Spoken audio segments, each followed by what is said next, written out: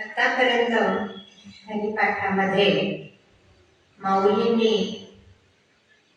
नामाचा म्हणजे नाम साधनेचा आग्रह धरलेला आहे आणि त्याच्यासाठी जवळजवळ 28 अभंगातून त्यांनी हेच सांगितलेलं आहे.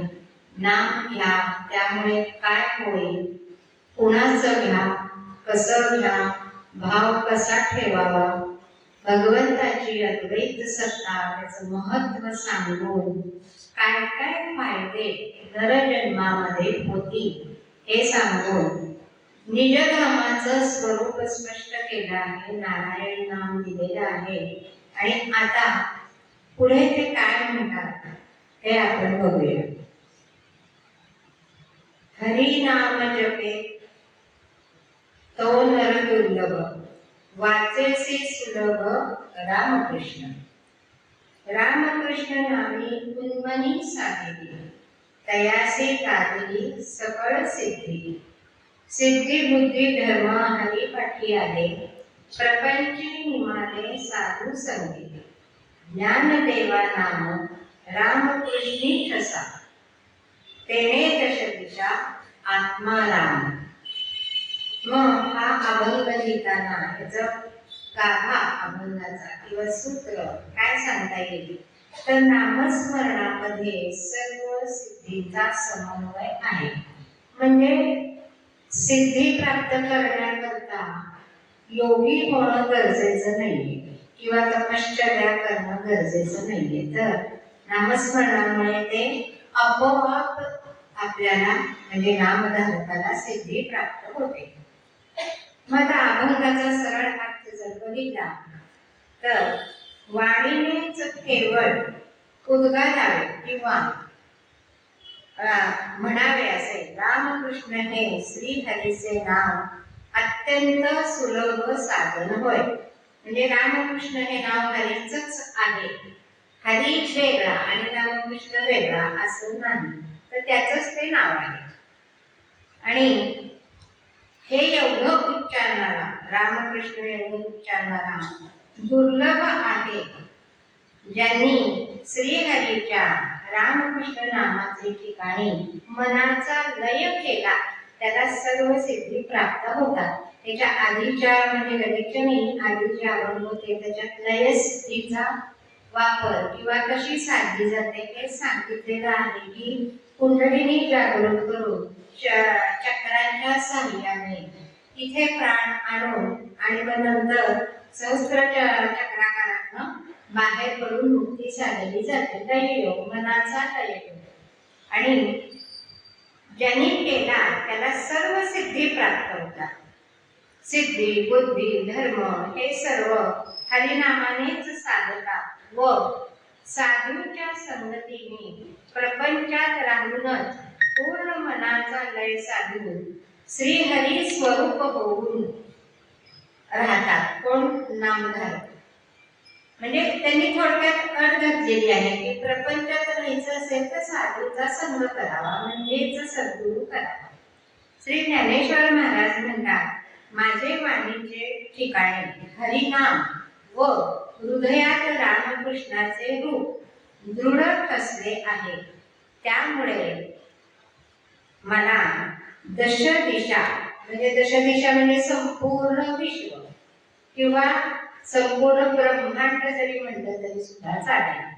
ह्या आत्माराम स्वरूपच झाल्या आहे. आत्माराम म्हणजे समर्थांनी जो आत्माराम ग्रंथ लिहिलेला आहे तोच आत्मा म्हणजे परमात्मा आणि त्याचं एक अंश जो आपल्यामध्ये घातलेला आहे तो आत्मा.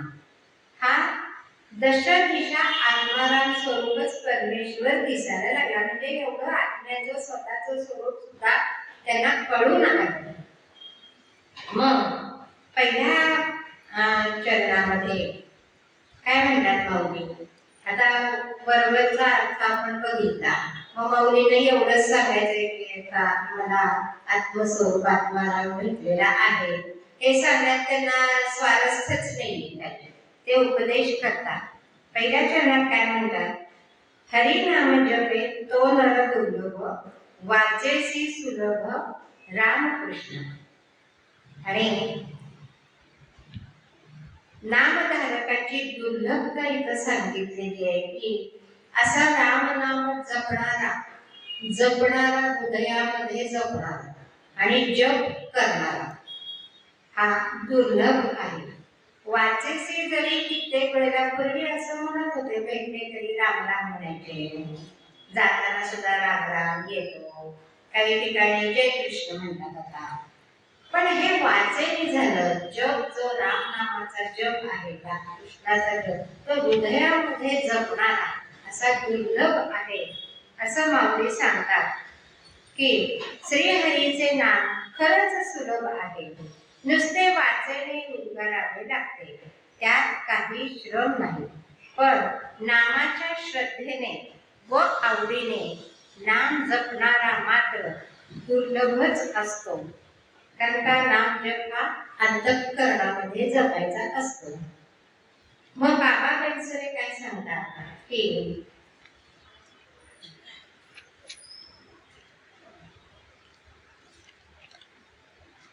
बाबांनी साधकांसाठी एक पत्र लिहिलेलं आहे आणि ते स्वतः सांगतात काय, शेवटचं पत्र म्हणता येईल असं हे पत्र अतिशय उपयोगी ठरेल. आणि हे पत्र असं आहे, ते म्हणतात, ते स्वतः म्हणतात, कुणीतरी म्हणून सांगितलेलं नाही, तर बाबा स्वतः म्हणतात. आणखी 4 महिन्यांनी मी 90 वर्षात पदार्पण करणार आहे.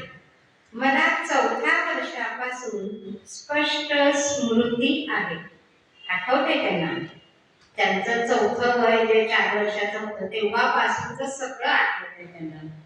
आणि मी या 85व्या वर्षात जे शिकलो ते म्हणजे 4 पासून आता 90 पर्यंत 85 वर्षात जे शिकलो ते प्रत्येकाला उपयोगी पडेल. प्रत्येकाला म्हणजे नामधारकांना, ज्याला रामकृष्ण नामाची आवड आहे, भक्ती मार्गाची आवड आहे, त्याला उपयोगी पडेल म्हणून सांगतो.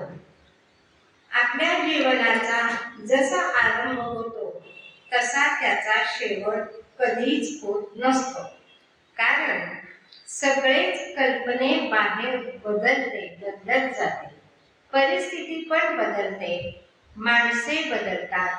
इतकेच नव्हे तर आपले शरीर आणि मन हे देखील बदलून जाते. शरीर बदलते हे तर आपण बघतो, पण अनुभवाने सुद्धा मन तयार होतं काही गोष्टींसाठी. तर ते जे जन्मता मन असतं कसं असतं, निर्व्याज असतं, त्याला काहीच लोभ माया हे काहीच नसतं. मग हे जसं जसं वय वाढेल तसं हे बदलत जातं.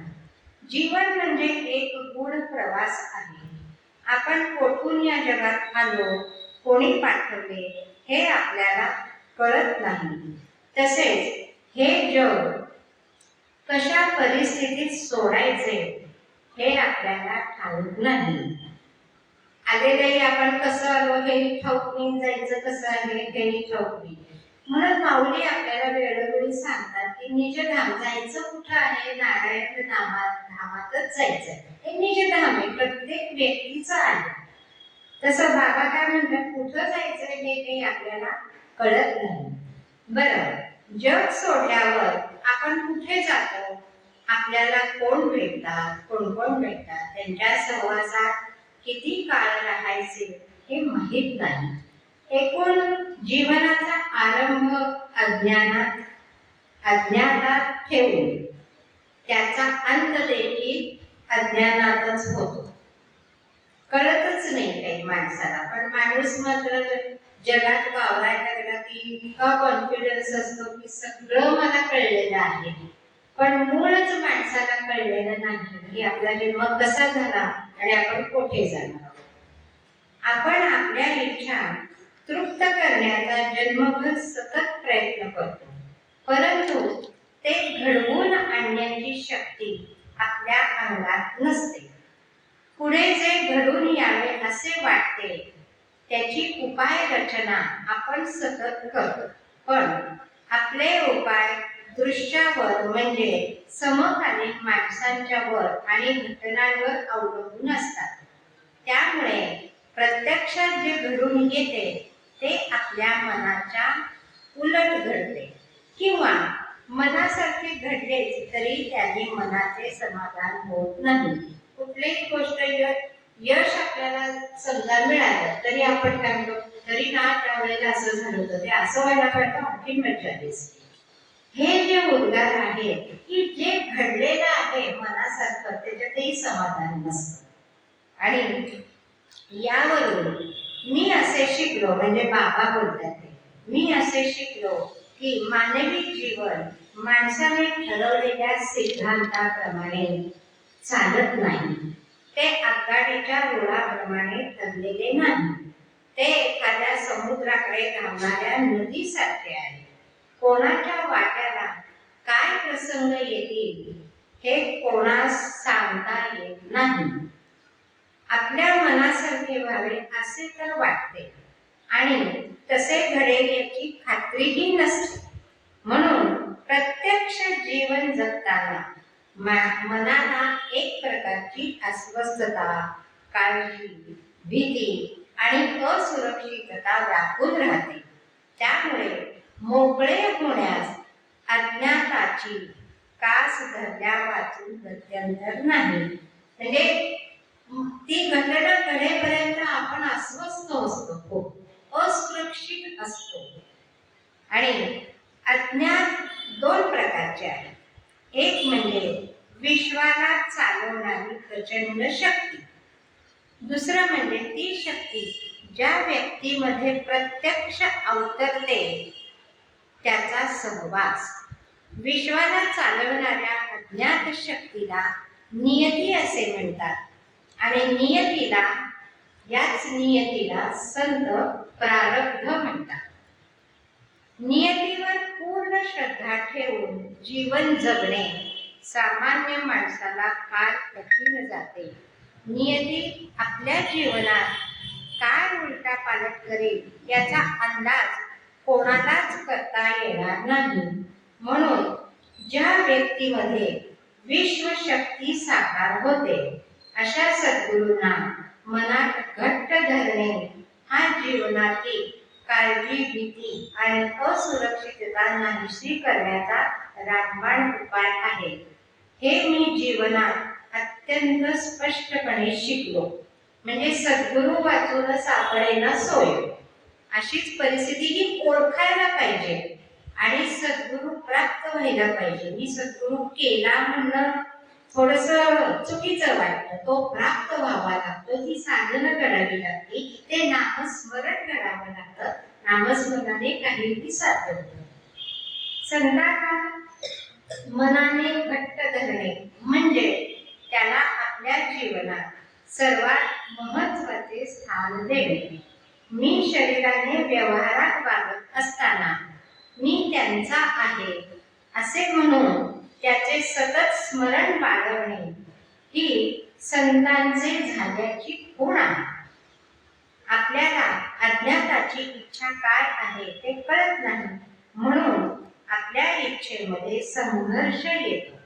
तो नाहीसा व्हावयासाठी आपण आपली इच्छा त्याच्या इच्छेमध्ये किंवा म्हणजे एकतर नियती म्हणजे परमेश्वराच्या किंवा सद्गुरूंच्या त्याच्या इच्छेमध्ये विलीन करण्याचा अभ्यास करावा, म्हणजे सराव करावा. या अभ्यासालाच नामस्मरण असे म्हणतात. नामस्मरणाची एक नवीन व्याख्या बाबांनी सांगितली. त्यालाच नामस्मरण म्हणजे सतत आठवणच राहिली ना, काय जे असेल ते त्यांच्या मार्फत ते करतील तसं, ते म्हणतील तसं.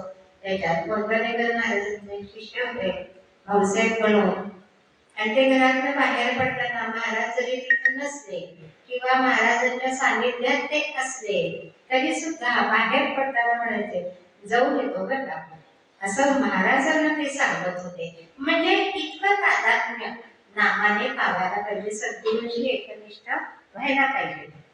म्हणून अभ्यासालाच नामस्मरण असे संत म्हणतात. म्हणून नामस्मरणाने माणसाचे जीवन अज्ञाताने भरून जाते. एकदा ते भरले की मग कोणत्याही परिस्थितीत माणसाचे समाधान भंगणार नाही असाच अनुभव येतो.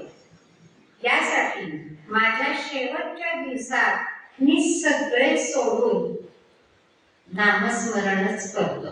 हे बाबा वत्सलेनी पत्र लिहून ठेवलेली आहे. त्याच्यावरची तारीख आहे 14/9/1997. म्हणजे ह्याच्यात नामस्मरणाचं महत्व किती आहे, नामस्मरण कसं करायला पाहिजे हे थोडक्यात सांगितले की सद्गुरूला प्राप्त करून घ्यायला पाहिजे, त्याच्यासाठी नामसाधना पाहिजे. आणि सद्गुरू एकदा प्राप्त झाल्यानंतर सर्व आपले व्यवहार म्हणजे जे लौकिकातले व्यवहार आहेत ते सुद्धा आणि मनातले व्यवहार सुद्धा, लौकिकाच्या व्यवहारावर आपण काही वेळेला चौकत लागतो, परंतु मनामध्ये कितीतरी विचार, वाईट विचार सुद्धा येतात, ते सुद्धा सद्गुरूंना सांगणे हे नामस्मरण म्हटलेलं आहे. म्हणून आता त्याची जोड इथं कशी मिळते तर हरी नाम जपे तो नर दुर्लभ. आता बाबांसारखी माणसं काही आपल्याला पावली भेटत नाही, किंवा मी तर म्हणते आता तर आम्हाला बाबा भेटलेच नाही, परंतु पत्र रूपाने मात्र त्यांनी दिलेला संदेश आपल्यापर्यंत पोहोचलेला आहे. हरी नाम जपे तो नर दुर्लभ, वाचेसी सुलभ रामकृष्ण. मग नामधारकाची ही दुर्लभता आहे. बाबांसारखी माणसं नामधारकाला उपदेश करतात ना, ते सुद्धा गोंधळेकर महाराजांचे शिष्यच होते.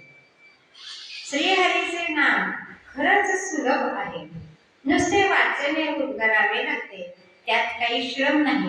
पण नामाच्या श्रद्धेने व आवडीने नाम जपणारा मात्र दुर्लभच असतो. कारण नाम जप हा अंतःकरणात जपायचा असतो.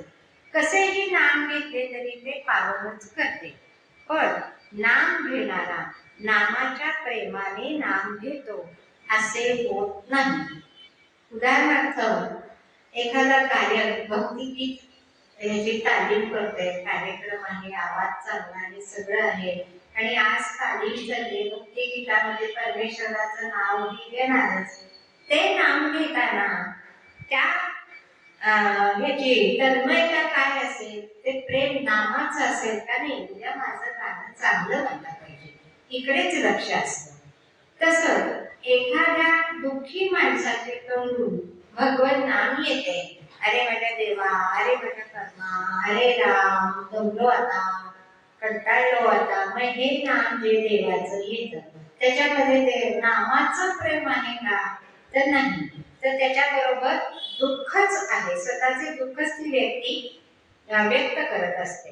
मग तात्पर्य सांगायचं म्हणलं तर काय, तर नामाने सर्व कार्यसिद्धी होते. अशा दृढ श्रद्धेने, आवडीने सदा सर्व काळ नामस्मरण करणारा फारच विरळा सापडतो असं माऊलींना म्हणायचंय. इतकी दानवी आणि प्रचंड श्रद्धा फारच थोड्या लोकांच्या ठिकाणी असते. त्याने नाम महात्म्य जाणले असे म्हणावे लागेल. जनाबाई आहे, स्वतः गोंधळेकर महाराज आहे, काशीबाईंना हा एक दृष्टांत मी आधी सांगितला होता. काशीबाई त्यांच्याकडे होत्या, त्यावेळेला देवाला तिला जायचं होतं आंघोळीला, स्नानाला वगैरे, आणि जाता आलं नाही. त्यावेळेला महाराज तिला म्हणाले की काशीबाई तू घाबरू नको, तुला ताप आलेला आहे, तू जाऊ शकत नाही, परंतु तू माझ्या हृदयाला कान लाव. हृदयाला कान लावल्याबरोबर गोंधळेकर महाराजांच्या हृदयातून रामाचंच नाव आलेलं आहे. म्हणजे हृदयामध्ये जपलेले सर्व संत आणि हृदयामध्ये न जपलेले सर्व प्रार्थींचे, असाच त्याचा फरक करावा लागेल.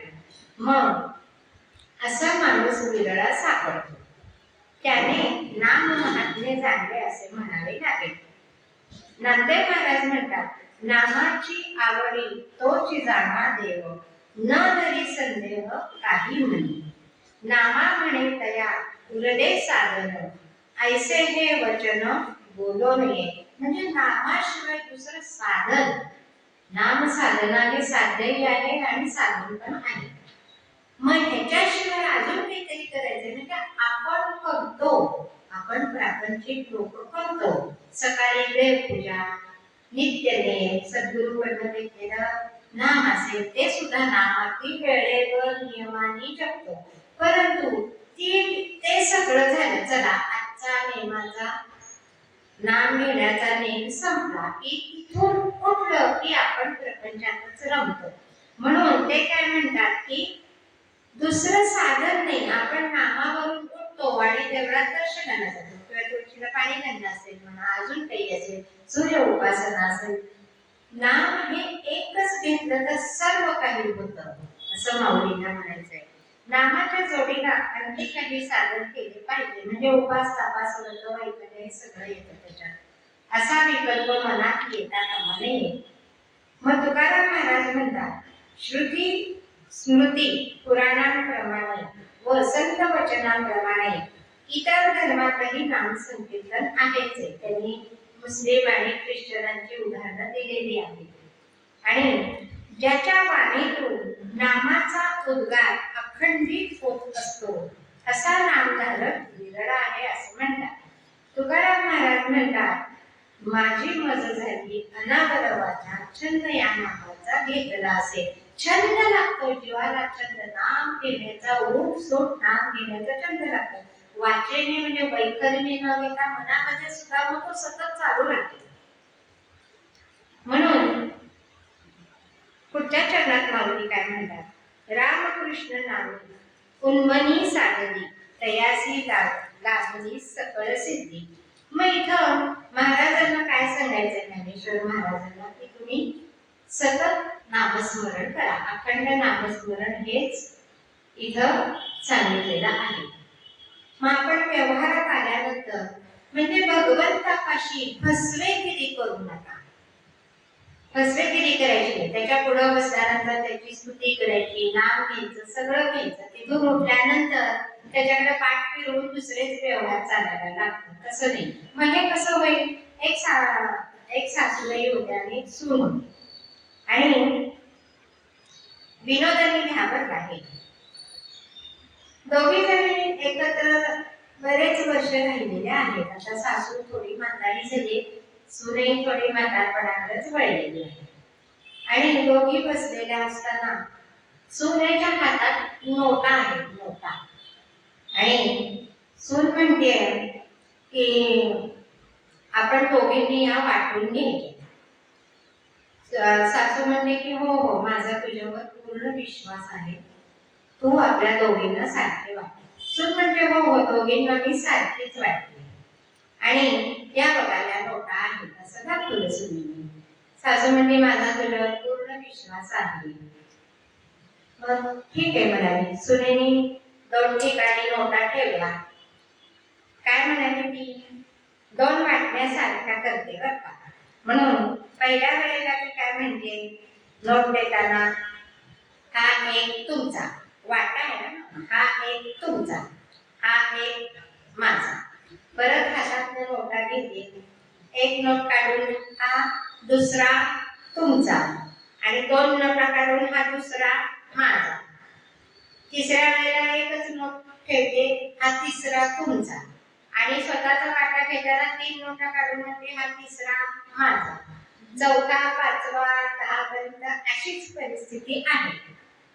सासू बसलेली आहे आणि सून म्हणजे तुमच्या समोर मी वाटण्या केल्या, सारख्या झाल्यात की नाही. सासू म्हणाली हो झाल्या. मग ठीक आहे.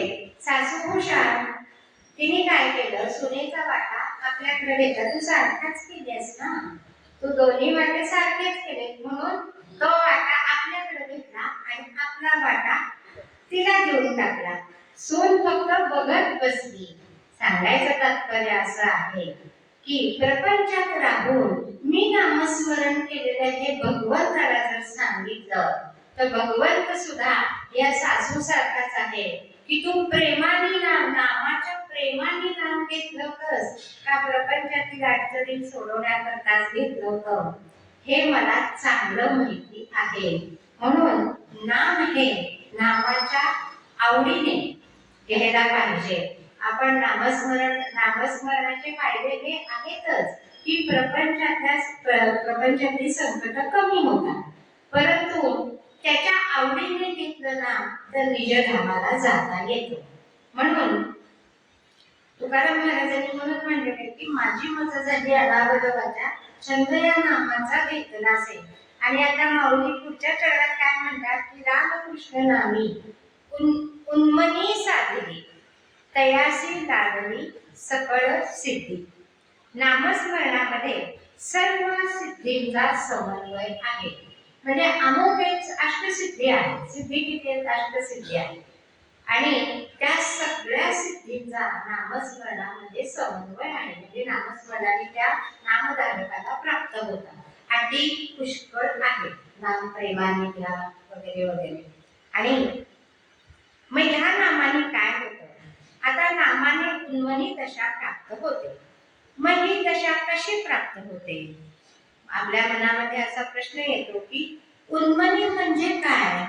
उन्मनी दशा प्राप्त होते, उन्मनी म्हणजे काय? मग याचा संबंध मनाशी येतो. मन कसं आहे तर संकल्प विकल्पात्मक आहे. म्हणजे ते नेहमी बाह्य विषयांचा संकल्प विकल्प करीत असते. मग परत प्रश्न येतो मग संकल्प म्हणजे काय?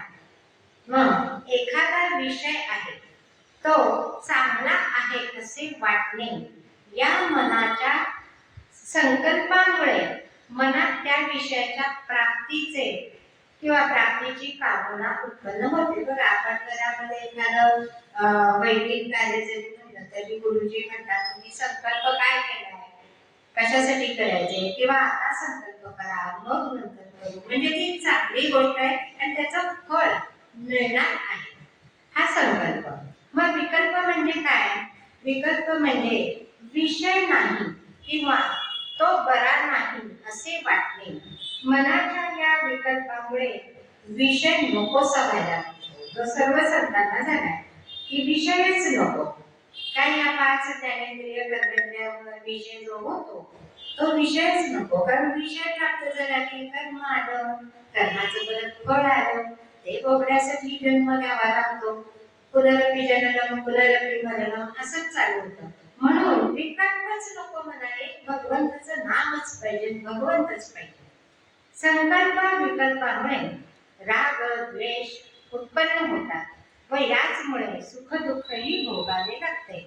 म्हणून मनाचा बाह्य विषयाविषयी चाललेला संकल्प आणि विकल्प याचा व्यापार बंद पाडून अथवा पडून अखंड सुख स्वरूप अशा श्री हरीकडे ते मन लागले म्हणजे मन उन्मन झाले. म्हणजे धाव कुठं घ्यायला पाहिजे तर भगवंताकडे जेव्हा मन धाव घ्यायला लागतं तेव्हा ते उन्मन झाले आहे असे म्हटलेले आहे. अखंड रामकृष्ण नामाचा जप नामाच्या गोडीमुळे ज्यांच्या अंतःकरणात चालू आहे व अखंड जपामुळे ज्यांच्या अंतःकरणात श्रीहरीचे ध्यान प्रकट होऊन मन तेथेच रमले की मन पुन्हा देहावर येत नाही अशी मनाची उन्मनी दशा. नामधारकास हरिनामस्मरणाने अशी दशा प्राप्त होते. अशा हरिभक्तास सर्व सिद्धी प्राप्त होतात. मग आता सिद्धी कोणत्या कोणत्या आहेत? आपण काय म्हणतो ते एकीकडे गेलो होतो तिथं साधू होते. काय त्यांना सगळं सिद्धी अगदी प्राप्त आहेत, सगळ्या सिद्धी. काही काही ठिकाणी बघा म्हणतात हातात अंगारा काढला, अमुक एक केलं. मग ह्या सिद्धी 8 अष्टसिद्धी म्हणून सांगितलेल्या आहेत. तर कोणत्या कोणत्या आहेत? अणिमा, महिमा, गरिमा, लगिमा, प्राप्ती, इसिता, वसित्व आणि प्रकाम्य अशी त्यांची नावं आहेत. मग ह्यामुळे काय होतं? आता ही नावं आपण सहजासहजी बोलतो अणिमा, गरिमा, लगिमा. ह्याने प्राप्त काय होतं? त्या नामधारकाला काय प्राप्त होतं? तर अणिमामुळे या सिद्धीमध्ये सूक्ष्म देह धारण करता येतो. महिमामध्ये या देह मोठा करता येतो. गरिमा या सिद्धीमध्ये वजन वाढवता येते. आणि लगिमा या सिद्धीमध्ये शरीर हलकं करता येतं, हवेत उडता येतं. आणि प्राप्तीमध्ये काय, या सिद्धीत माणूस जे पाहिजे ते काही पण प्राप्त करू शकतो.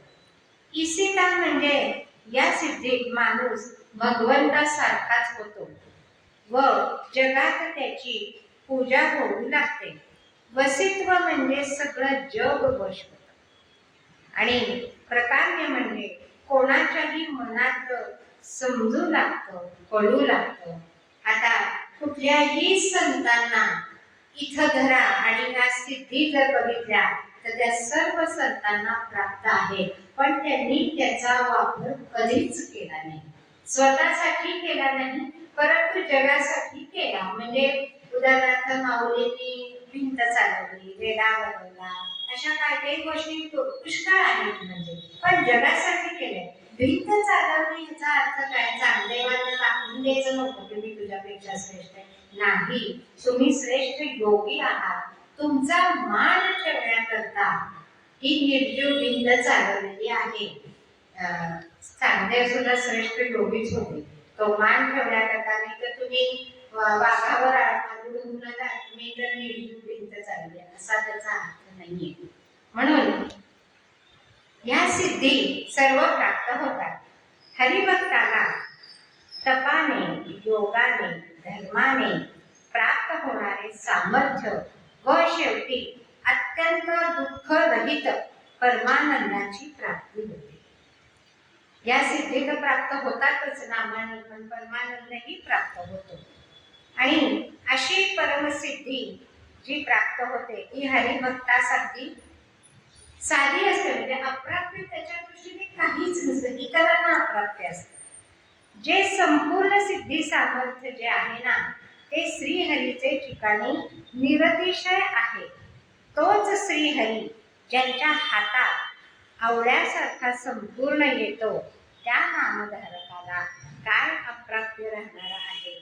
इथे उदाहरण आवळ्याचं दिलेलं आहे. आवळा हे एक असं रसायन आहे की म्हणजे त्याच्यावर प्रक्रिया वगैरे होतात, पण तो हातात आल्यावर जणू जीवन मिळाल्यासारखं आहे, असं उदाहरण अध्यात्मात दिलेलं आहे. तसा श्रीहरी हातात आल्यासारखा आहे.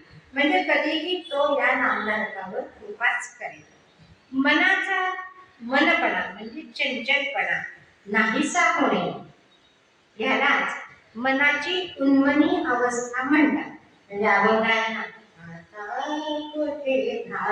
मन जे आहे तीच अवस्था ही उन्मनी दशा आहे. आणि वाया मन हे नाव एरवी कल्पनाची साधेव असं म्हणता येईल. भगवत स्वरूपाच्या ठिकाणी मन लागले म्हणजे मन उन्मन झाले असे समजावे. विठ्ठलाच्याकडे वारकरी जेव्हा विठ्ठलाकडे जातो तेव्हा ते मन तिथंच धावत असतं, दुसरीकडे कुठंच धावत नाही. आणि भगवत स्वरूपाच्या ठिकाणी मन लागले म्हणजे मन उन्मन झाले असे समजावे. आणि ही उन्मनी दशा अखंड नामस्मरण भक्तीने, नुसतं नामस्मरण नाही तर भक्ती पाहिजे. भक्ती म्हणजेच प्रेम. भक्तीने सहज साध्य होते. माझा प्रश्न असा येतो, नामस्मरणाने का, नामस्मरणानेच का, किंवा नामस्मरणाने कशी येते ही उन्मनी अवस्था. नामस्मरण देवाचं घेतोय घेतोय घेतोय, मग ही अवस्था कशी येईल. तर मनात सिद्धांत सांगितलेला आहे, मनात एकाच वेळी अनेक रूपे धारण करू शकतो व्यक्ती. आणि पण वाणीने एकाच वेळी अनेक शब्द आपण उच्चारू अथवा उद्गारू शकत नाही. मनामध्ये देवाचं नाव घेतलं असलं तरी सुद्धा अनेक विचार असतात, अनेक विचार. तर वाचन तसं होईल का, नाही. अनेक शब्द आपण उच्चारू अथवा उद्गारू शकतो, पण वाचने नाही. म्हणून नामधारकाने नामस्मरण करताना अक्षरांवर लक्ष ठेवून नाम जपले पाहिजे. तर त्याने काय होईल, तर मनाच्या एकाग्रतेचा अभ्यास दृढ होतो, घट्ट होतो. त्यामुळे नामाची अवीट गोडी उत्पन्न होते. एकदा गोडी उत्पन्न झाली की ती वाढून नामस्मरण सतत चालू राहते. आणि मग नामाचा प्रवास चालू होतो. नामस्मरण चालू झालं की नामाचा एक प्रकारचा प्रवास आहे ना, हे वैपर्यंतून त्याच्यापर्यंत जायला पाहिजे. तिथपर्यंत गेल्यानंतर तो त्याच्यासारखाच होतो ना, नामधारक इतकं व्हायला पाहिजे. मग हे नाम वैखरी, मध्यमा, पश्चंती, परा अशा चारही वाणीवर चालू राहते. आणि मुख्य म्हणजे मनाशी नाम तद्रूप होते.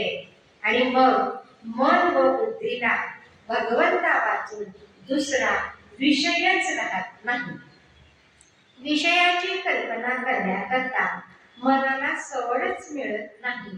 आणि हीच मनाची उन्मनी दशा आहे, जी सर्व संतांना, कुठलेही संत घ्या, माऊली घ्या, तुकाराम महाराज घ्या, रामदास स्वामी घ्या, सगळ्यांना ही दशा प्राप्त झालेली आहे. जे लौकिकात दिसत होते पण अंतर्यामी ते कधीच भगवंताचे झाले ते, किंवा भगवंतही त्यांचा झालेला होता. म्हणजे ज्या वेळेला रामदास स्वामी समाधी द्यायची म्हटल्यानंतर त्यांनी स्थापन केलेल्या रामाच्या डोळ्यातून अश्रू आलेले आहेत. हेच सांगतं की हीच रामदासांची उन्मनी दशाच, की त्याच्याशिवाय दुसरं काहीच नाही. म्हणून विषयाची कल्पना करण्याकरता मनाला सवडच मिळत नाही. हीच मनाची उन्मनी दशा होय. मनाच्या विपरीत कल्पनेमुळे जीवाला जीव दशा भासते. म्हणजे तो आणि मी वेगळा आहे असं आपल्याला भासतं. पण मन एकदा उन्मन झाले की जीव आपल्या मूळच्या परमेश्वर ऐश्वर्याने तळपू लागतो. मग जीव आपल्या मूळच्या परमेश्वर ऐश्वर्याने म्हणजे काय, तर जन्म घेतलेलं बाळ निरागस असतं. त्याला द्वेष, राग, लोभ हे काहीही नसतं. आणि फक्त भूक लागली की रडणं, झोप आली की झोप. मनामध्ये दुसरे विचार त्याच्या मनात काहीच नसतात. म्हणून हे मूळ आहे. आणि मूळ कुठून आलेलं आहे, तर नारायण धाम जे सांगितलेलं आहे तिथूनच उत्पत्ती, चराचर सगळं निर्माण झालेलं आहे आणि तिथेच जायचं आहे. म्हणून मूळच्या परमेश्वर ऐश्वर्याने तळपू लागतो. जे जय कृष्णाची होय जे आपण, तै कृष्ण होय आपले अंतःकरण. कृष्णाची होई जे आपण, पण अंतःकरण कृष्ण व्हायला पाहिजे. तेव्हा काय होईल, तर तेव्हा संकल्पाचे अंगण ओळंगती सिद्धी वाट बघत राहते की मी कधी एकदा त्यांच्याकडे जाते. ही उन्मनी दशा आहे. उन्मन अवस्थेत मन परमेश्वर स्वरूप होते व मग त्या मनाने जो जो संकल्प होतो तो तो ईश्वर संकल्पच म्हणून होतो. तुकाराम महाराज म्हणतात, सत्य संकल्पाचा दाता नारायण, सर्व करी पूर्ण मनोरथ. म्हणजे वाणी जी आहे ती भगवंतच बोलायला लागतो त्याच्यात. माऊली म्हणतात, आणि आपले कांतेसी ते जगदंबा जयापाशी, आणि मग काय दासी नव्हती तयाते, तयाचे विसाट शब्द सुखे म्हणो येती वेग, सदैव सच्चिदानंद का मोवाडेते, म्हणून जिया वादी उभा तो लक्ष्मी येचा वल्लभा, तेच सर्व सिद्धी स्वयंभा येरमी येणे. म्हणजे आपल्या पतीसह जगदंबा उभी आहे त्याच्याजवळ. मग जगदंबेच्या अष्टसिद्धी दासी परमेश्वराजवळ तर असणारच आहे. मग परमेश्वर आहे म्हणून ही जगदंबा आहे आणि म्हणून या अष्टसिद्धी दासी आहे. मग हे एवढंच मला कळतं. म्हणून परमेश्वर म्हणजे रामकृष्ण हे जो आहे, नारायण आहे, तोच आहे आणि त्याच्यानंतरच सर्व चराचर आहे.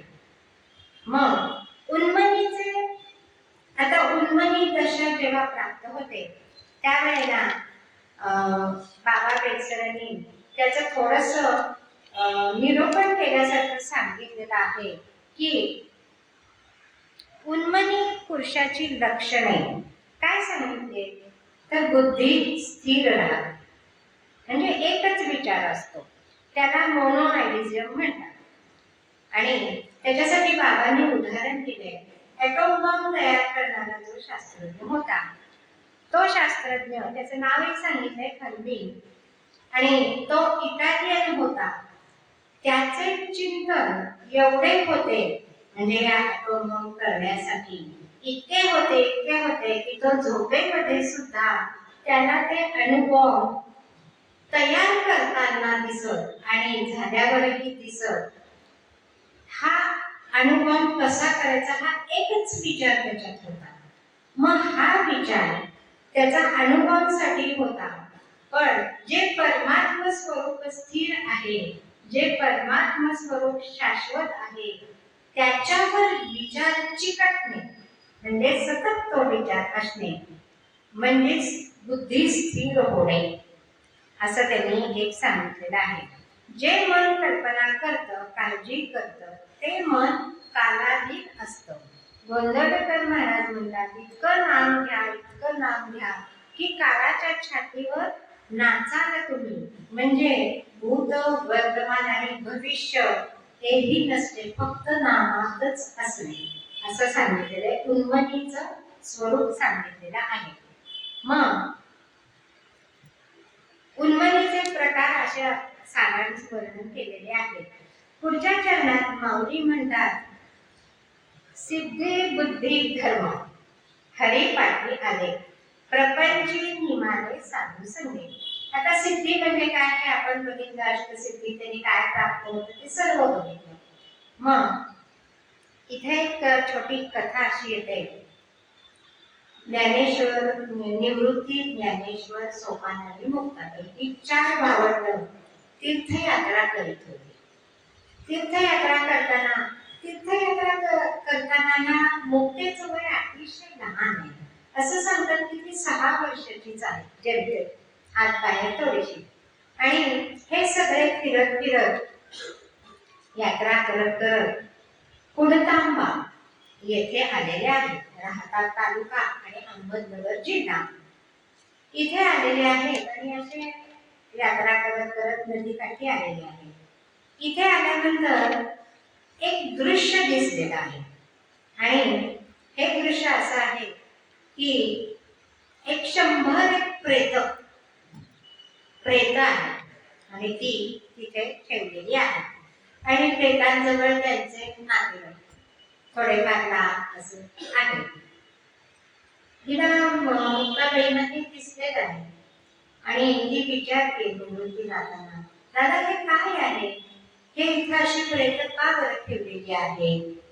त्यावर निवृत्तीनाथ म्हणतात, मुक्ते ऐक, इथे चांगदेव म्हणून एक योगी महान आहे. निवृत्तीनाथ सांगतात का चांगदेव योगी म्हणून महान आहे आणि ते समाधीतनं उतरतात. आता त्यांचं वय किती आहे तर जवळजवळ 1400 वर्ष. तर ते म्हणजे एवढे वर्ष? हो, कारण का ते कसं करत होते की जीवनाचा अंत होणार म्हणजे देहाचा अंत होणार आहे हे कळताना ते समाधीत जात होते आणि समाधीतून आल्यानंतर त्यांचा परत जन्म झाल्यासारखा ते परत तेच राहत होते. असं ते करत होते आणि ते जेव्हा समाधी त्यांची उतरत होती, ते येत होते, त्यावेळेला त्या समाधी म्हणजे त्यांना एवढ्या सिद्धी प्राप्त होत्या की त्यांनी डोळे उघडले आणि त्या प्रेतांवर दृष्टी टाकली की ती प्रेत जिवंत होत होती. असा हा महिमा आहे. त्याबरोबर मुक्ताबाई फुटकन हसली. 6 वर्षाची आहे, फुटकन हसली आणि काय म्हणते, दादा प्रेत जिवंत करणे एवढं काय अवघड आहे? तिने तिथलं एक हाड होतं ते हातात घेतलं आणि त्या 100 प्रेतांवरनं 100 म्हणा 120 काय असतील ते त्या प्रेतावरून फिरवलं आणि फिरवल्यानंतर परत उभी राहिली. ती प्रेत जिवंत झाली. जे मृत माणसं होती ती जिवंत झाली. खूप आनंद झाला लोकांना. म्हणजे योगीराज चांगदेव समाधीतून उतरायच्या आधी ही घटना घडलेली आहे. सगळे जण जिवंत झाले खूप आनंद झाला आणि ते जे हात हातात घेतलेलं होतं ते तिने असं सहज दुसरीकडे टाकून दिलं. ते टाकल्याबरोबर त्या हाडातून कुत्रा निर्माण झाला आणि तो सुसाट धावत सुटला. ते हाड जे होतं ते कुत्र्याचं हाड होतं. कुत्र्याच्या हाड हातात घेतल्यानंतर माणसं जगली, म्हणजे माणसं परत जिवंत झाली, ही सिद्धी. आणि हे सगळं घडल्यानंतर त्याच्यात काही विशेष नाही, हे मुक्ताबाईंनी दाखवलं. आणि हे लोक चौघे जण तीर्थयात्रेला पुढे निघून गेले. पुढे निघून गेल्यानंतर योग्य वेळ आल्यावर चांगदेवांनी आपली समाधी उतरवली आणि नेहमीप्रमाणे आता पुष्कळ प्रेत असतील या विचाराने त्यांनी आपले डोळे उघडले. तिथं एकही प्रेत नव्हतं. असं म्हणल्यानंतर चांगदेव महाराजांना आश्चर्य वाटले, असं कसं झालं. म्हणून त्यांनी चौकशी केली. त्यावेळेला लोकांनी त्यांना सांगितलं की अशी अशी 4 भावंड आली होती तीर्थयात्रेला, त्यातल्या छोट्या मुलींनी हे सगळं केलेलं आहे. अधिक चौकशी करता त्याची नावं कळलेली आहेत: निवृत्ती, ज्ञानेश्वर, सोपान आणि मुक्ताबाई. चांगदेव महाराजांच्या मनामध्ये याचं दर्शन घ्यायचं ही इच्छा निर्माण झालेली आहे. आणि पुढे हा सगळा चांगदेव पासष्टीचा प्रसंग तो सगळ्यांना, तुम्हाला, आम्हाला सगळ्यांना माहिती आहे. त्याच्यात वेळ न घालवता, विस्तार न करता आपण पुढे जाऊया. सिद्धी बुद्धी धर्म हरिपाठी आले, प्रपंची निमाने साधू संगे, नामाने सर्व साधन सिद्धी होते. मग मनामध्ये असा प्रश्न येतो, सिद्धी म्हणजे काय, बुद्धी म्हणजे काय, धर्म म्हणजे काय. सिद्धीची नावं बघितली, त्यांनी काय होतं हे सगळं आपण बघितलं. मग सिद्धीचा अर्थ सांगताना सिद्धी मिळाल्या म्हणजे ते सामर्थ्य, सिद्धीचा अर्थ सामर्थ्याचा सांगितलेला आहे. आणि बुद्धी म्हणजे आत्मनिश्चय सांगितलेला आहे. धर्म म्हणजे शुद्धाचरण असं सांगितलेलं आहे. या सर्व गोष्टी हरिपाठाने साध्य होतात. सिद्धी साध्य होतात म्हणजे काय, हरिभक्ताला किंवा नामधारकाला सामर्थ्य प्राप्त होते. आणि सामर्थ्य कधी प्राप्त होते तर बुद्धीचा निश्चय झाल्यानंतरच प्राप्त होते. बुद्धीचा निश्चय कधी प्राप्त होतो, आचरण चांगलं असलं तर बुद्धी चांगली होते. हे तिन्ही गोष्टी एकात एक आहेत. आणि या सर्व गोष्टी हरिपाठाने नामधारकाला प्राप्त होतात. तुकाराम महाराज म्हणतात, काय नवे केले एक चिंतिता विठ्ठले, सर्व साधनांचे सार भव सिंधू तरी पार. इथं विठ्ठलाचं उदाहरण दिलेलं आहे. माऊली म्हणतातच ना, विठ्ठल, केशव, राम, कृष्ण, कुणाचंही नाम घ्या. मग नामस्मरणाने सर्व समर्थ हरी वश झाला असता नामधारकही हरीच्या साह्याने सर्व समर्थ होतो. तुझ्यामुळे मी, माझ्यामुळे तू. पण पहिल्यांदा नामधारकांनी तादात्म्य पावायला पाहिजे. नाम घेता घेता नामस्मरणाने आपल्या सच्चिदानंद स्वरूपाचाही निश्चय होतो. नामाच्या आवडीने नामस्मरण करणारा नामधारक पूर्वी जरी पापाचरणी असला तरी त्याचे अधर्माचरण सुटून तो अत्यंत शुद्ध चरणी होतो. एवढेच नव्हे तर तो शुद्ध ब्रह्मच होतो. पण हरिनामस्मरणाचे असे फळ अनुभवाला येण्याकरता भगवत भक्ताची संगती पाहिजे. आणि मग आता संगती पाहिजे म्हणजे कसं, आता उदाहरणच घेतलं तर वाल्मिकीचं उदाहरण सगळ्यांनाच माहिती आहे. पापाचरण सगळं टळून गेलं, श्रेष्ठ पदाला पोचले. मग भगवत भक्ताची संगती पाहिजे म्हणजे कसं, तर तुकाराम महाराज म्हणतात, संत चरण रज लागता सहज, वासनेचे बीज जळून जाय. मग काय होईल, वासनेचे बीज जळून गेले, काय होईल, मग राम नामी भजे आवडी, सुख घडोघडी वाढो लागे, कंठी प्रेम दाटे, नयने नीर लोटे, हृदयी प्रकटे रामरूप, अशी संगती पाहिजे. मग भगवान नामस्मरणामध्ये जे तल्लीन होतात, ज्यांना देहाधिकांचा पूर्ण विसर पडतो, अशा संतांजवळ भगवंताचे वास्तव्य असते. एक छोटीशी कथा सांगते की भगवंताचं तिथं कसं सानिध्य असतं. एक वृद्ध महिला आहे, गरीब आहे आणि कृष्णाच्या देवळात गेलेली आहे, तीर्थाटन करते, वृंदावनला गेलेली आहे. खूप कष्ट करून 200 रुपये तिने तिथं हुंडापेटीत टाकले. ती तिच्या कष्टाचे आहेत, मनामध्ये भगवंतांची अत्यंत आवड आहे आणि 200 रुपये तिथं ठेवले. मग ते सगळं झाल्यानंतर तिचे पुजारी आले आणि त्यांनी तिला प्रसाद म्हणून एक पेढा दिला. त्यावर ही वृद्धा काय म्हणाली की मी 200 रुपये घातलेले, मला 2 पेढे पाहिजे, एकच दिलाय तुम्ही. तर त्यावेळेला पुजारी म्हणतात की बाई, इथं पैशावरनं काही प्रसाद वाटला जात नाही, तुमचा जसा भाव आहे आणि त्याप्रमाणे तुम्हाला प्रसाद मिळतो. ती बाई काही ऐकली, मनात दुःखी झाली आणि वृंदावनातल्या देवळाच्या बाहेर येऊन बसली बाकावरती, मनाने दुःखी होती. तिने पुजाऱ्याला सांगितलं, माझे मला 200 रुपये परत द्या, तुम्हाला जर 2 पेढे द्यायचे नसतील तर. पुजारी म्हणाले, आता पेटीत केलेले ते काय आता मिळणार नाही. ती वाईट वाटलं खूप, तिला बसली. तेवढ्यात एक लहान मुलगा आला आणि तिला म्हणाला, बाई, हा एवढा बॉक्स होता असं खोक्यासारखं, लिफाफ्यासारखं, आणि म्हणाला, हे त्याला मी जरा बूट बांधतो, माझे दर्शन झालंय, माझं बूट बांधतो. म्हणून बूट पायात घालत होता. अगदी 5-6 वर्षाचाच मुलगा होता.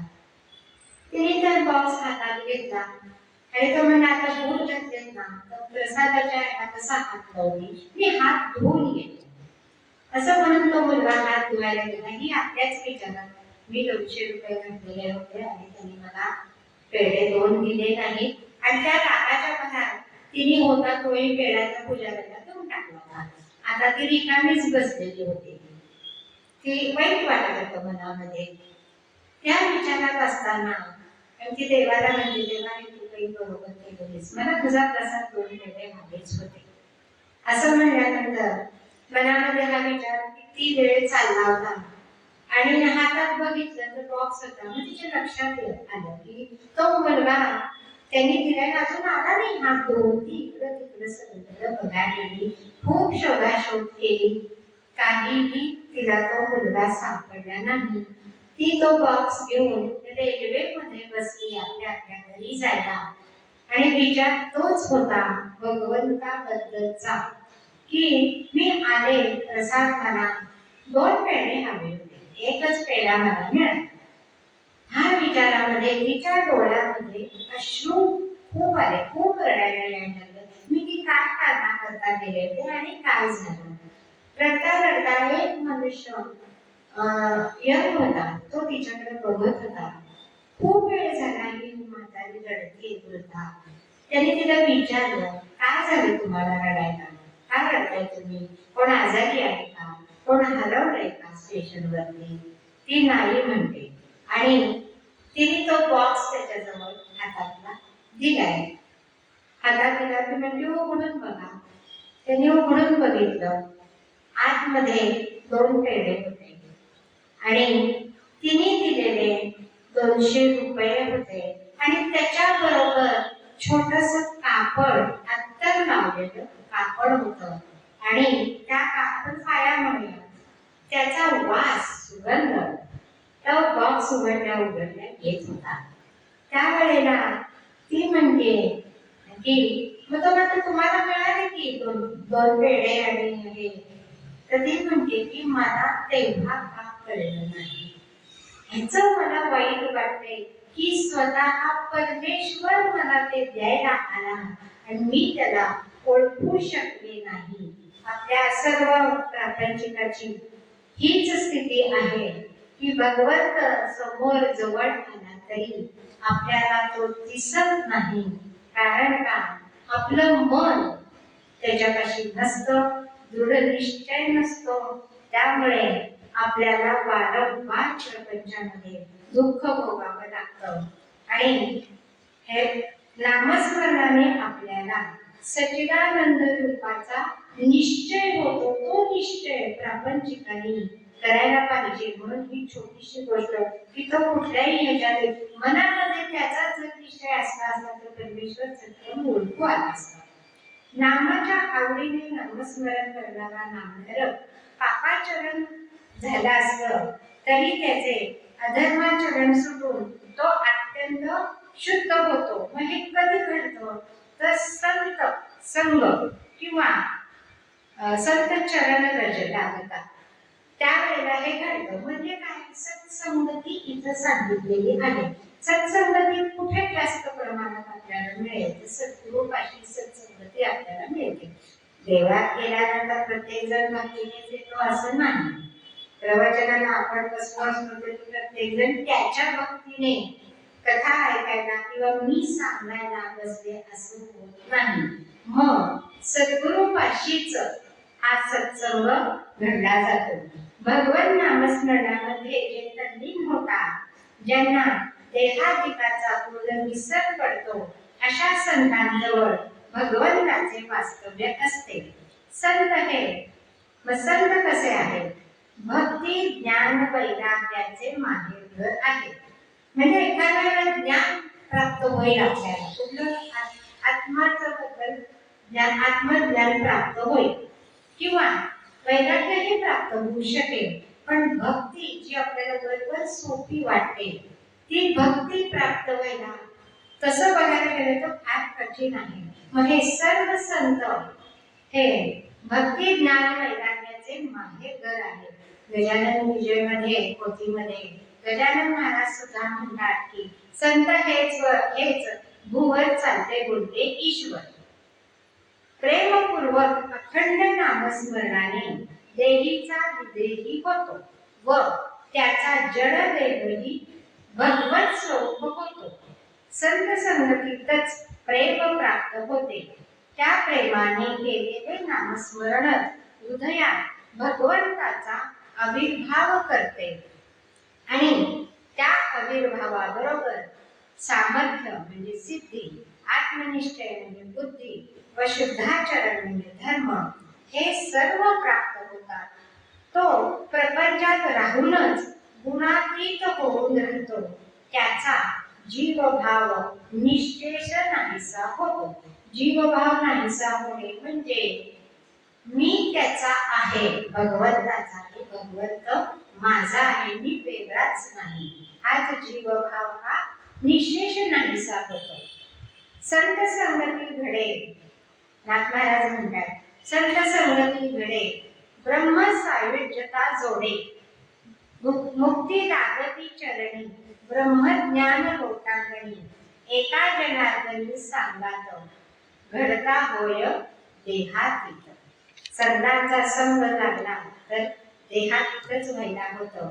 निळोबा राय म्हणतात संत संगे निर्विकल्प होय मानस निश्चळ. परत नाथ महाराज काय म्हणतात संतांची शरण गेल्या वाचुनी एका जनार्दनी न पडे नाम.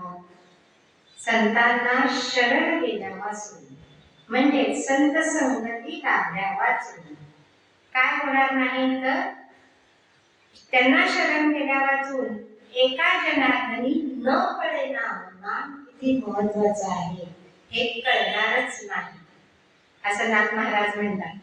पुढच्या चरणामध्ये माऊली म्हणतात ज्ञानदेवा नाम रामकृष्णी ठसा, तेने दश दिशा आत्माराम. आत्माराम म्हणजे तो परमात्मा जो आहे, जो आपल्या हृदयात आहे, आपला आत्मा म्हणजे तो परमात्मा आहे. हे दश दिशांमध्ये व्यापून तो जो मोठा आत्मा आहे ते कळायला संत चरण रजच पाहिजे. आणि हा रामकृष्णाचा ठसा नामाचा माझ्या हृदयामध्ये आहे म्हणून मला सगळं जग सगळं ब्रह्मांड हे आत्माराम स्वरूपच वाटतं, म्हणजे परमात्मा स्वरूपच वाटतं. माऊली म्हणते माझ्या वाचेच्या ठिकाणी रामकृष्ण हे नाम व हृदयात रामकृष्णाचे रूप दृढ ठसल्यामुळे मला 10ही दिशा आत्माराम भरलेला दिसतो. हाच आत्मज्ञानपूर्वक भक्तीने येणारा पूर्णानुभव होय. म्हणजे तैसा मी एक वाचूनही काही, तयाही सकट नाही, वाचूनही नाही त्याच्या बरोबर सकटच नाही. हे चौथी भक्ती पाहिली माझी तू नाही. एकदा असं झालं की त्याच्या बरोबर पण नाही, त्याच्या शिवाय पण नाही, म्हणजे काहीच नाही. मागच्या अभंगात आपण म्हटलेलं आहे. आपल्यासह भक्तीला सर्व साकार भगवत स्वरूपच भासते. पै माझी सहज स्थिती भक्ती नाम, आत्म्याचे आत्म्याला प्रेम ही सहज स्थिती आहे. आता सहज स्थितीचं विवरण काय बघूया. सहज स्थिती होय अंतःकरण विरहित आत्म्याचे ठिकाणी ती प्रेमरूप सहज स्थिती आहेच आहे. पण अंतःकरणात, आपल्या अंतःकरणात, संतांच्या नाही, आपल्या अंतःकरणात आत्मप्रेम, अंतःकरणात तशी आत्मप्रेमरूप सहज स्थिती राहिली नाही. अंतःकरण आपले आत्मस्वरूप विसरून बाहेरही आत्मरूपाने निराळे जगत पाहते. हा अनुभव संतांना कसा येतो, व्यवहार काळी ते भगवंताचेच असतात. आपण व्यवहार काळी आपण असतो आणि ज्या वेळेला घरात पोथी कथा कीर्तन पूजा वगैरे चाललेली असते तेव्हा तो भाव अगदी आपल्यामध्ये ठासून भरलेला असतो. परंतु तिथून उठलो आणि व्यवहारात आलो की तो वेगळा आहे आणि मी वेगळा आहे, हाच भाव व्यवहारात येतो. म्हणजे उदाहरणार्थ तरंगाच्या बाहेर व आत पाणीच असते, तसे अंतःकरणाचे आत बाहेर प्रेमरूप आत्माच आहे. आणि बाहेरचे नामरूपात्मक जगत आपल्यासह म्हणजे देहासह आत्मस्वरूप दिसले पाहिजे आणि तेथे आत्मबुद्धीने आत्मप्रेम बसले पाहिजे. या अशा बाहेरच्या नामरूपासह भासणाऱ्या आत्मस्वरूपावर आत्मप्रेम करणे याला भक्ती म्हणतात. म्हणजे व्यवहार काळी सुद्धा तोच आहे आणि देवाधर्माच्या काळी सुद्धा तोच आहे, याला भक्ती म्हणतात किंवा सहज स्थिती असे माऊली म्हणतात. खरं तर प्राण्याची किंवा आपली सहज स्थिती अशीच असायला पाहिजे असंच माऊलींना म्हणायचं आहे. पण अशी आपली राहत नाही. मग ती येण्याकरता रामकृष्णाचं नाम कसं घ्यायचं, कधी घ्यायचं, काय भाव करून घ्यायचं, हे सर्व त्यांनी हरिपाठामध्ये सांगितलेलं आहे. मात्र इथे अशी शंका एक व्यक्त केली जाते की मग याला ज्ञानोत्तर, ज्ञान एकदा झालं, आत्मज्ञान झालं, भगवंत कसा आहे काय आहे ह्याचं ज्ञान झाल्यानंतर भक्ती केलीच जाते का? अगर ते काही नाही तर आपण आपली साधन म्हणतो तर त्यासला ज्वाला येत आहेत ना, कितीतरी ज्योत मोठी झाली, अगं काही नाही त्याचं वर्णन नीट कर, म्हणजे ते सारखे ज्ञान आपल्याला झाल्यानंतर आपण अगदी सहज होतो. अगं काही नाही त्याच्यात, ते वर्णन नीट कर, हे ज्ञान प्राप्त झाल्यानंतर पाठपुठ करतच नाही. कसं आत्मज्ञान प्राप्त झाल्यानंतर ज्ञानी लोक, प्रापंचिकाचा संबंध नाही, ज्ञानी लोक परत भक्ती करतील का? तर ज्ञानी लोक नुसते ज्ञानी जेव्हा म्हणतो तेव्हा ते भक्तीकडे वळत नाही. आणि म्हणून ते म्हणतात की कोणी अशी शंका घेतात की ज्ञानोत्तर भक्ती ही केवळ फूळ आहे. मग ज्ञान म्हणजे ज्ञातृज्ञेह विहीन नुसे देची ते ज्ञान, हे खरे ज्ञान होय. याचा ज्ञाने मोक्ष घडे, ते निमादेनी मोक्ष होतो असे माऊलींचे, निमादेनी मोक्ष होतो असे माऊलींचे म्हणणे.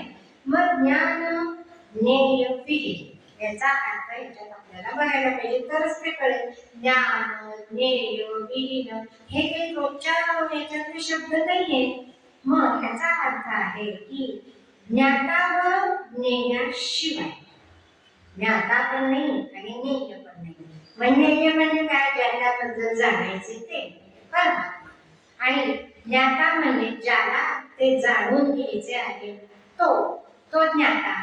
म्हणून अमृतानुभवात माऊली असं म्हणतात, असे ज्ञान झाल्यावर मग ज्ञानाची ये वेळे झाकती जाणीवेचे डोळे, तैसी तिरी नाव न ढळे टेकली सांगती, तैसी जाणीव जेथे न निघे विचार मागता पाऊली निघे, तर्क आयणी नेगे अंगी जयाच्या, जाणीव वृत्तीच लीन होऊन जाते व जे जाणतल्यासाठी संसार काढूनिया कांती, जिरोनी जाईचे पोटी नित्यानंदाच्या.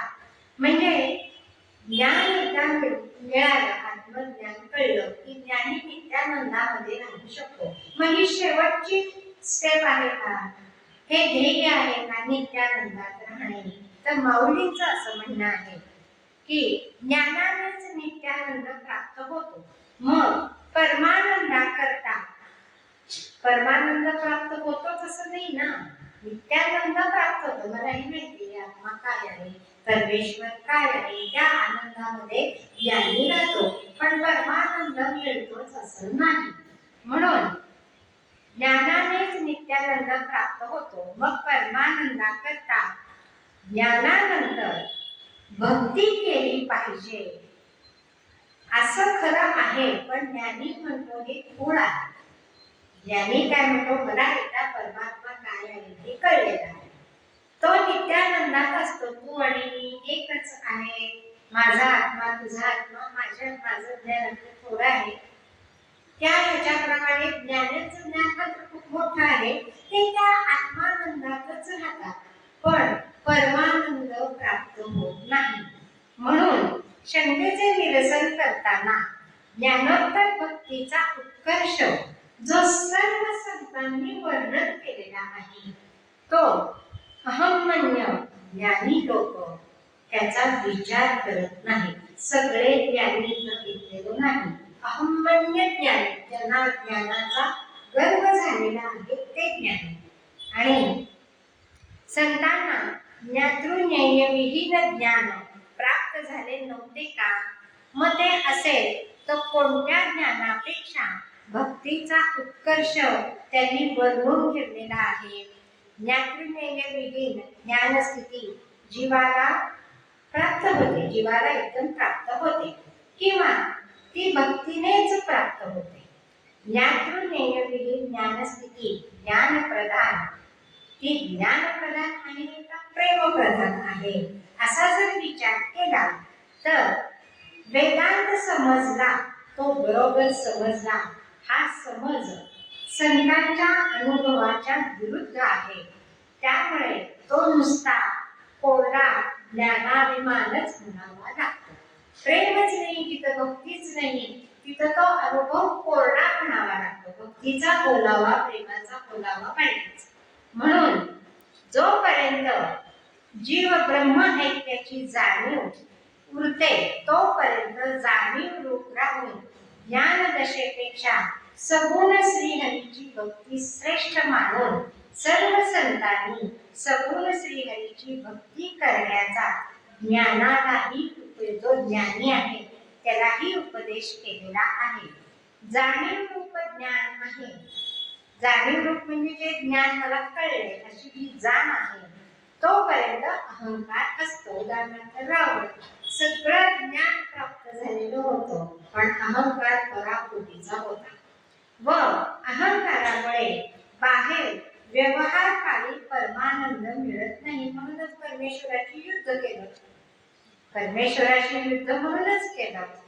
व्यवहारकाली परमानंद मिळवण्याकरता सगुण श्रीहरीची भक्ती ही करायला पाहिजे. या भक्ती प्रेमाने सगुण श्रीहरीचे ध्यान घडून नामरूपात्मक जगताचा भास जाऊन सर्व नामरूपाने नटलेला श्रीहरीच अनुभवाला येतो. म्हणजे ज्ञान मिळाल्यानंतर भक्ती ही अपरिहार्य आहे. भगवंताबद्दलचं प्रेम हे असायलाच पाहिजे. कारण का, भगवंत हा प्रेमानेच वश होतो, ज्ञानाने किंवा वैराग्याने होत नाही. म्हणून पुढच्या चरणामध्ये परमात्मा अनुभवाला असा जो येतो त्याला सहज स्थिती माऊलींनी म्हटलेलं आहे. म्हणून या प्रेमात जाणीव राहत नाही हीच प्रेम भक्ती, ज्ञातृज्ञेय ज्ञान मात्र स्थिती हीच प्रेम भक्ती आहे. आज आपण इथेच थांबूया. थोडंसंच राहिलेलं आहे, पुढच्या वेळी घेते किंवा चौथ्या ह्याची आज वाच्यता करून मी इथेच थांबते. चौथ्या चरणात